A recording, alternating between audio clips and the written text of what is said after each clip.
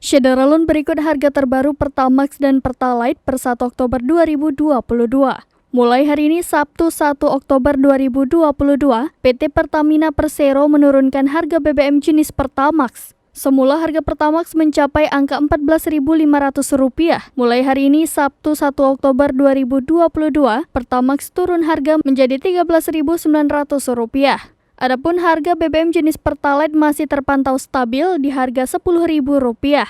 Mengutip laman Pertamina, berikut harga terbaru Pertalite dan Pertamax mulai 1 Oktober 2022 di Aceh dan Sumatera Utara. Untuk Aceh, harga Pertalite Rp10.000 dan harga Pertamax Rp13.900. Untuk di Sumatera Utara, harga Pertalite Rp10.000 dan harga Pertamax Rp14.200.